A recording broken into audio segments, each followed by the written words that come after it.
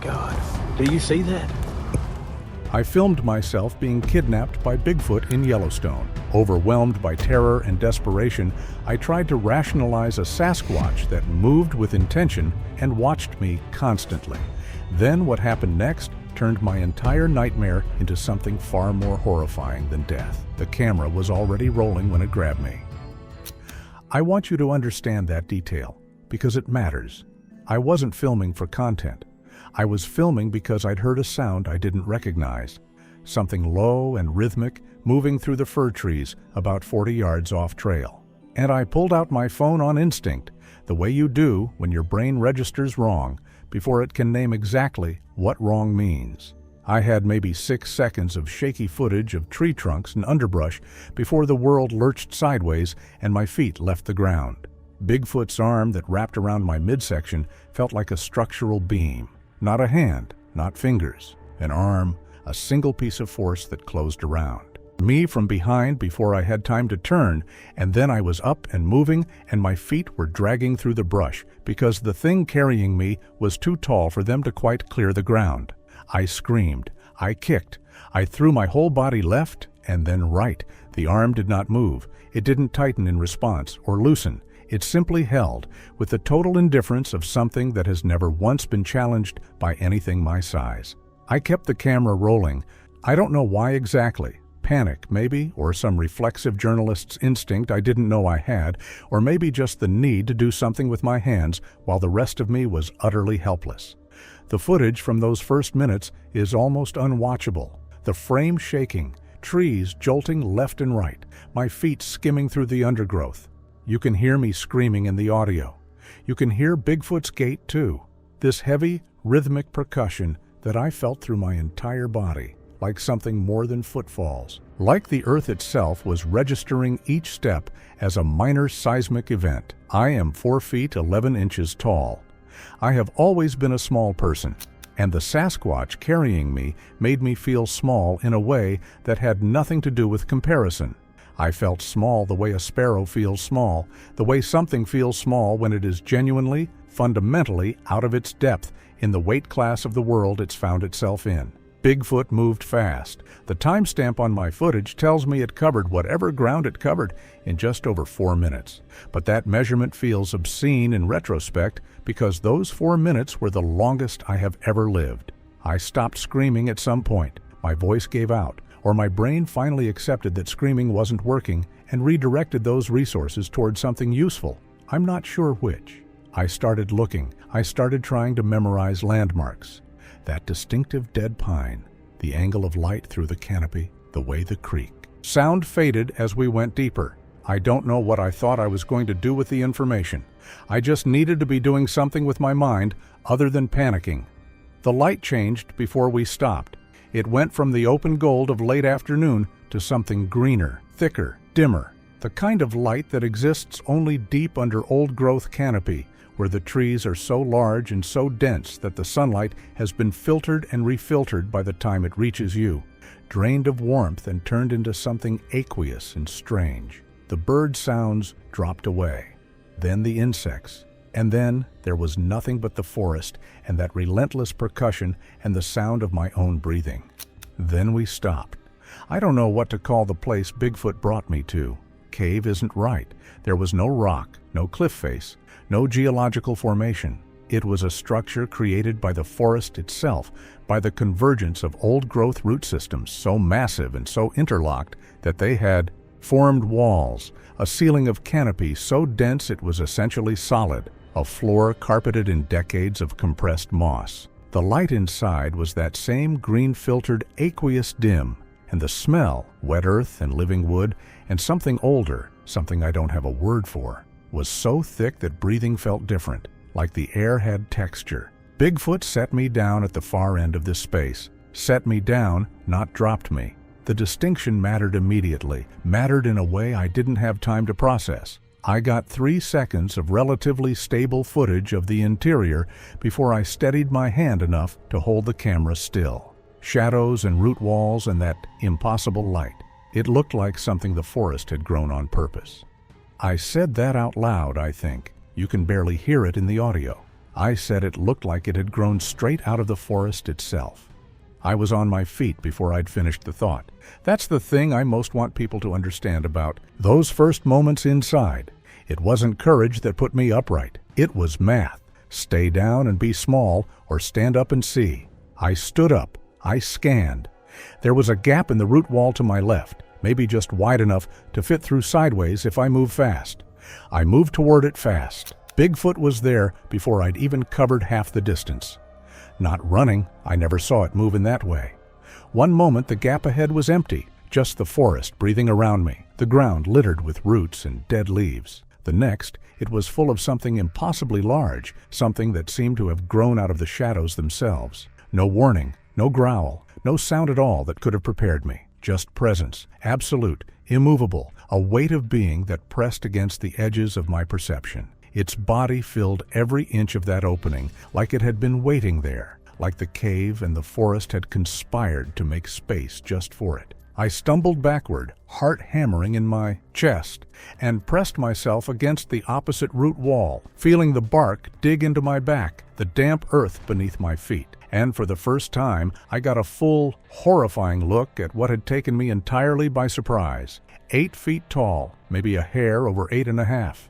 Dark, impossibly thick, the sort of mass that seemed heavy even in the dim light of the cave. The proportions were wrong in ways that my brain couldn't quite rationalize.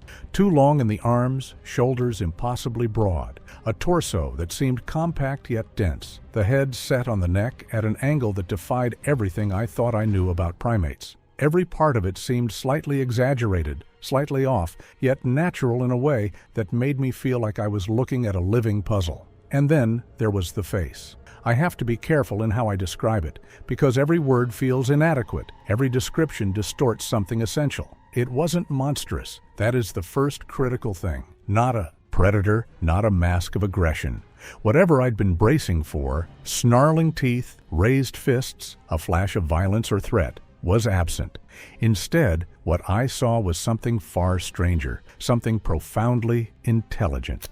Its eyes fixed on me, not on my hands, not on the pack on my back, not on the weapon I didn't have, on me, my face. And in those eyes, there was no hunger, no calculation for killing, no base animal drive. I thought assessment. I thought patience. Every fiber of my being screamed to move, to flee, to act, but my body was frozen by something older, something deeper than fear.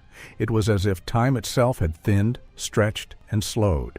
Every rustle of the cave, every drip of water from the ceiling, every subtle shift in its stance became monumental. And then Bigfoot reached for my wrists. Its hands were immense, wide, the kind of hands that could flatten a man with casual ease, yet careful, deliberate. The vines were already in its grasp.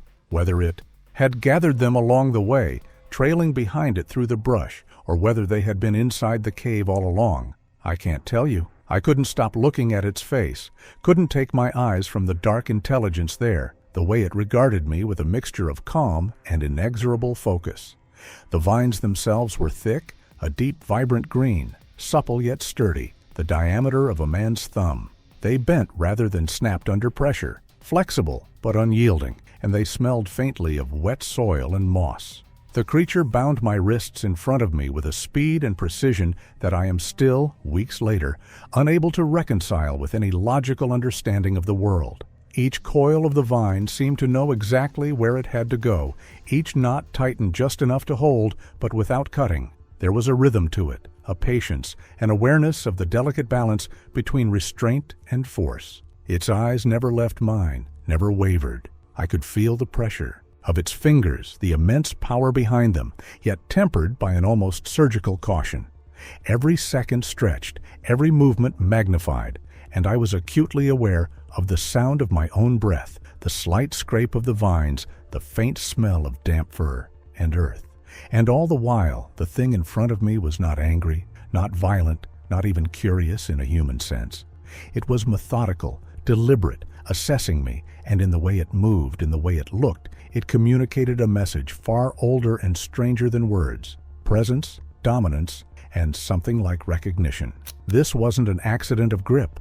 This wasn't a predator's instinct to restrain prey. This was a knot, deliberate, functional, tied with hands that clearly understood what they were producing. I pulled back twice during the process, and both times it simply held my wrists without tightening, without responding with any aggression, with the patient certainty of something that had already calculated how this was going to end and saw no reason to rush. I sat with the vine on my wrists, and the creature settled near the entrance, and I made myself stay very still, and I thought about knots. I thought about the cognitive architecture required to tie a knot, the understanding of loops and tension, the ability to model a future state and work toward it with your hands. I thought about everything I'd been taught about tool use as a marker of intelligence, about the debates and the caveats and the careful scientific language. And I thought, no one is going to believe this, even with the footage, even with this. I started working the binding the moment Bigfoot stepped outside. I want to be clear about the decision-making involved because it wasn't emotional. I was scared. I don't want to pretend I was some ice-blooded survival machine. But the fear had settled into something operational by then, something that was doing work rather than just generating noise. I assessed. The vine had given. My wrists were small. My left thumb could fit under a loop if I moved slowly, if I didn't yank at it, if I worked the way you'd work a stuck drawer rather than a locked door. I propped my phone against a root so it faced the entrance. I started working. 8 minutes and 40-some seconds, according to the timestamp. That's how long it took. 8 minutes of slow, quiet work, trying not to make any sound, trying not to move anything except my fingers and wrists. And the whole time, I could hear Bigfoot outside, breathing, the occasional shift of its weight against the ground, that seismic quality footstep, even at rest, the specific, hair-raising awareness of being watched even when you can't see the watcher. Here's what I thought about during those 8 minutes. Everything I'd packed and why, the trail I'd been on, and how far I was from the last junction. My friend Dara, who was expecting a check-in text by 6 and would call the park service by 8 if she didn't get one. I thought about my mother. I thought about the gap in the root wall and whether it would still be unguarded when I got the vine loose, and what direction I'd run if it was. I thought about whether I could run faster than this thing, and I knew the answer before I finished the thought, and I filed that away too. I got the vine loose, I felt the loops release and the blood moving back into my palms, and I took a breath, and I heard the entrance change and looked up. Bigfoot was back. It looked at my hands. It looked at the loose vine on the ground beside me. And then Bigfoot looked at my face, and I held absolutely still, and neither of us moved. I want to tell you I was calculating. I want to tell you I was running some tactical analysis of the situation. The truth is, I was holding my breath and trying to make my heartbeat quieter through willpower alone, which doesn't work, but which I attempted anyway. Bigfoot watched me for a long moment with that same particular attention, assessment, patience, something that sat in the space between emotion and observation. And then it turned away from my hands and stepped further into the cave, and I realized it wasn't coming from my wrists. Bigfoot was dragging something behind it. The sound of it landing was wrong in a specific way that I knew before I could name. The dry, hollow rattle of bones, the softer thud of a bag, a frame pack, canvas that had been weather-treated and had held its shape through whatever it had been through. I looked at what the creature had dropped 6 feet from me, and I looked for a long time, and I said out loud, I can hear myself in the footage, that I was going to die like him. Hiking pants with the zip-off legs, a red fleece pullover, or what had been red once, a pack strapped to the skeleton's back, zippers still closed, the frame bent slightly, but the bag intact. A person who had been in these woods and had not come home, and no one had found them because no one had known where to look. I said it once, and then I stopped saying anything, and the silence in the cave had a weight to it that was different from regular silence, the weight of all the words I wasn't saying, all the thoughts I was having and refusing to voice, because voicing them would make them real. But here's the thing about fear when it has nowhere to go. It turns into something else. Not courage exactly, more like a kind of grim productivity. My eyes moved to the pack. My brain did the math. Intact zippers, frame still functional, whatever was inside had been preserved. I looked at the creature, and it watched me from the entrance without moving, and I made a decision. I reached for the bag, moving slowly, watching its face the entire time, unzipping the main compartment with the focused deliberateness of someone disarming something, even though I was doing the opposite. I was looking for resources. Water bladder, nearly empty, rain jacket, first aid kit. 3 protein bars, 2 expired but sealed, and at the bottom, wrapped in a bandana, 4 cans of sardines. I ate 1 sardine can slowly. The whole time the creature watched from the entrance, not aggressive, not impatient, but watching me the way you'd watch something that didn't yet understand what it needed. And I thought, why is Bigfoot bringing me food? The remains weren't a threat display. They were, and I'm aware of how this sounds, a resource. It brought me to the food. It showed me where the food was. I sat with that impossible thought and waited. That's when the second Bigfoot arrived. The sound hit me in my sternum before I consciously heard it. A sub-bass vocalization so low in the frequency range that my body registered it as vibration a full half-second before my ears caught up. And then the female responded, and the two sounds together were something I've spent weeks trying to describe and keep failing to adequately capture. Language is the word that keeps coming back. Not animal calls, language. There was rhythm, there was structure, there was insistence in one voice and resistance in the other, and the structure of it was call and response, which is not a thing instinct produces. The male came through the entrance like a weather event. He was bigger than her. I know this with certainty because I saw them side by side, and the differential was not small, and when they faced each other in that confined space, what had felt large before felt like a closed fist. I pressed into the furthest corner I could find and made myself as small as I am capable of making myself, which at 4'11" is genuinely pretty small. Though it did not feel small enough, they argued. I have no other word for it. Back and forth, escalating, overlapping, the female holding her position and the male pushing, the vocalization building in volume and intensity until the root walls were shaking. Not metaphorically. I felt it through the soles of my boots. I felt it through the moss. The pressure of the sound in that enclosed space was something close to physical. It made my vision pulse at the peaks. It made rational thought difficult. It made the air feel thick with something more than just air. He shoved her. She shoved back harder, and the entire structure lurched, and a section of the ceiling cracked and rained debris down on all three of us. I covered my head with my arms and held absolutely still, and made myself invisible through willpower and prayer and every quiet intention I could muster. The footage has the audio clipped during most of this. The recording couldn't handle the volume. What you hear on playback is compression and distortion, peaks and valleys of noise that give you maybe a tenth of what I was actually experiencing. I had my hands over my ears. It didn't help. 11 minutes. I know because of the timestamp.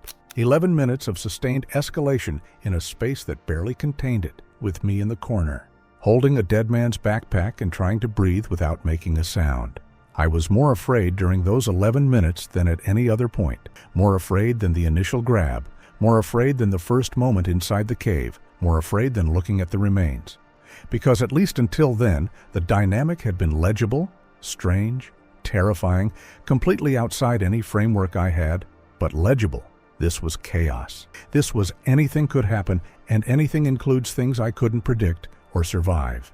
The male Bigfoot lunged at full commitment, and the female took it and drove back, and the floor trembled.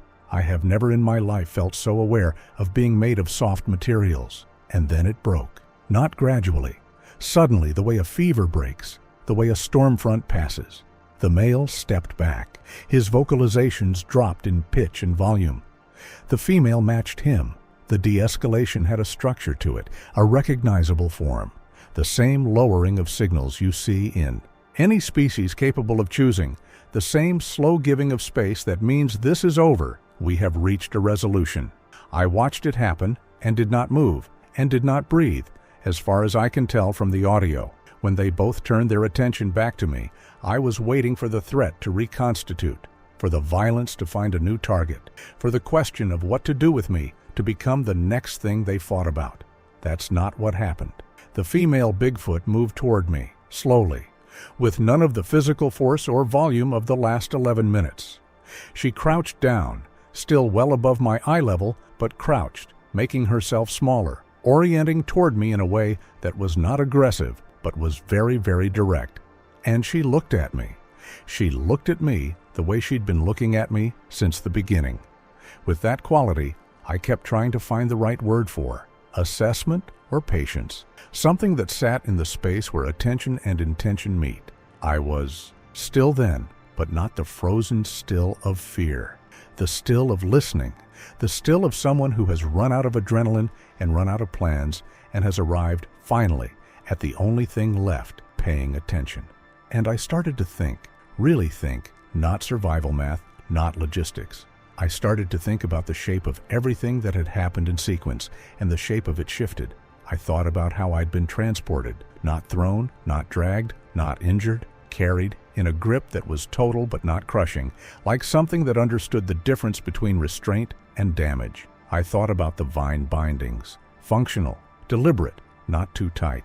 I thought about the remains and the sardines and how they were connected. She hadn't threatened me. She had fed me. I thought about the 11 minutes of confrontation and the fact that the female had held her ground, had physically fought something bigger than her to hold a position, had refused to yield. To yield what? I thought about my green jacket. I thought about my size. I thought about the late afternoon light filtering through old-growth canopy and what I might look like from a sufficient distance. Something small, alone, moving without a clear destination through trees that were much larger than I was. I thought about every primate documentary I'd ever watched, every piece of animal behavior research I'd ever read, everything I'd ever known about how complex social species respond to the young of their own kind who appear lost or in distress. It hit me like cold water. Bigfoot didn't take me as prey. Bigfoot took me as a child. I sat with that for a long moment. A lost child separated from what? From a group she understood I must belong to, too small to navigate the deep forest alone, in the territory of something dangerous as far as she understood the world. She had taken me somewhere safe and contained me so I wouldn't get hurt. And when something came to take me away from that, she had fought to hold her position. Bigfoot had fought for me. I cannot fully explain what happened to my fear in that moment.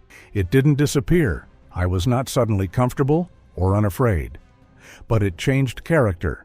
It went from the fear of prey to something more like the fear you feel when you understand the scale of a misunderstanding, when you see how badly something has gone wrong, and understand that no one involved has bad intentions and the situation is still extremely serious. I looked at Bigfoot's face. She was still watching mine. The male had settled near the entrance, not blocking it, but present the way a guard is present, his attention oriented outward. The female made a sound I hadn't heard her make before.